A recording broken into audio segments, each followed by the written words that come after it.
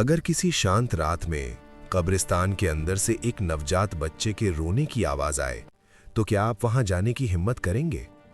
और अगर उस कब्र के अंदर एक मां ने मरने से पहले अपने बच्चे को जन्म दिया हो, तो क्या वो कहानी सिर्फ डरावनी होगी या इंसानियत की सबसे बड़ी मिसाल? आज की कहानी आखिर तक सुनिए, क्योंकि इसका हर पल आपके दिल पर निशान छोड़ देगा। रात बहुत गहरी थी। भोपाल शहर का वो इलाका जहां पुराने मकान, तंग गलियां और एक सन्नाटा रहता है, उसी इलाके में कब्रिस्तान के पास रहते थे सलमान चाचा।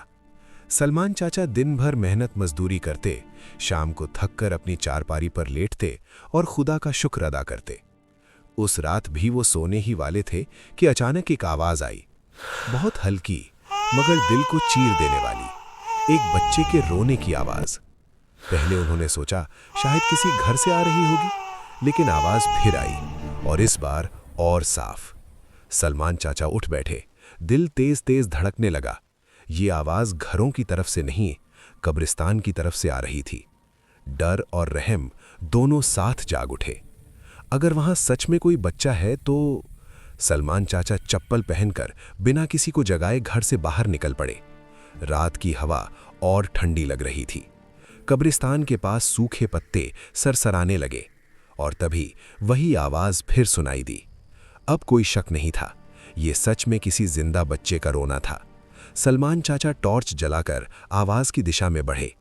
कुछ ही कदम चले थे कि उनकी नजर एक ताजा बनी कब्र पर पड़ी। मिट्टी गीली थी, जैसे अभी अभी किसी को यहां सुलाया गया हो, और उसी कब्र के अंदर से रोने की आवाज आ रही थी। सलमान चाचा के हाथ कांपने लगे। उन्होंने खुद से कहा, या खुदा, अगर ये सच है तो मुझे हिम्मत देना। उन्होंने पास पड़ी फावड़ी उठाई।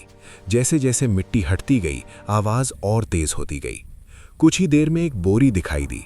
सलमान चाचा ने कांपते हाथों से बोरी खोली। जो उन्होंने देखा, उसने उनकी रूह हिला दी। बोरी के अंदर एक औरत का बेजान शरीर था और उसी के सीने से लिपटा हुआ एक नन्हा बच्चा जो अब भी जिंदा था। सलमान चाचा फूट फूट कर रो पड़े। अब कहानी हमें कई साल पीछे ले जाती है। इंदौर शहर में रहता था आरिफ अपनी मां सबीना के साथ। आरिफ के वालिद उसके बचपन में दुनिया से चले गए थे। घर में सिर्फ मां थी, कमजोर शरीर मगर मजबूत हौसला। सबीना कभी लोगों के घरों में काम करती, कभी सिलाई, कभी खेतों में मजदूरी। हर रात वो एक ही बात कहती, मेरा बेटा पढ़ेगा, मेरा बेटा इज्जत की जिंदगी जिएगा।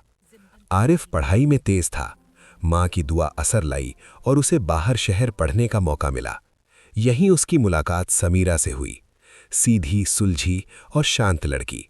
धीरे धीरे दोनों करीब आए। शादी हुई, मगर सबीना इस रिश्ते से खुश नहीं थी। जब आरिफ काम के लिए बाहर देश गया तो घर में रह गई मां और बहू। समीरा हर हाल में सबीना को खुश रखना चाहती थी, लेकिन सबीना के दिल में डर था। डर कि अब बेटा मां से दूर हो जाएगा। जब सबीना को पता चला कि समीरा मां बनने वाली है तो उसका डर नफरत बन गया। एक दिन समीरा ने समीरा को छत पर बुलाया। उस दिन उसके लहजे में अजीब सी मिठास थी। समीरा शक नहीं कर सकी। छत के किनारे पहुंचते ही सबीना ने कहा, मैंने कहा था वो दिन कभी नहीं आएगा, और उसे धक्का दे दिया।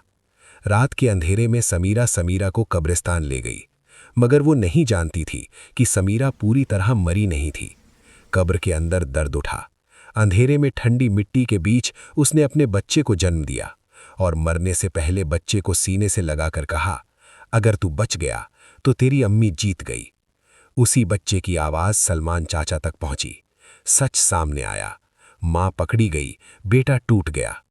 कई साल बाद आरिफ अपने बेटे के साथ बैठा था। बेटे ने पूछा, अब्बा अम्मी कैसी थी? आरिफ की आंखों से आंसू निकले। उसने कहा, वो मां थी और मां कभी हारती नहीं। अगर ये कहानी आपके दिल को छू गई हो तो इसे यहीं मत छोड़िए, इसे शेयर कीजिए ताकि कोई और मां खामोशी में न मरे।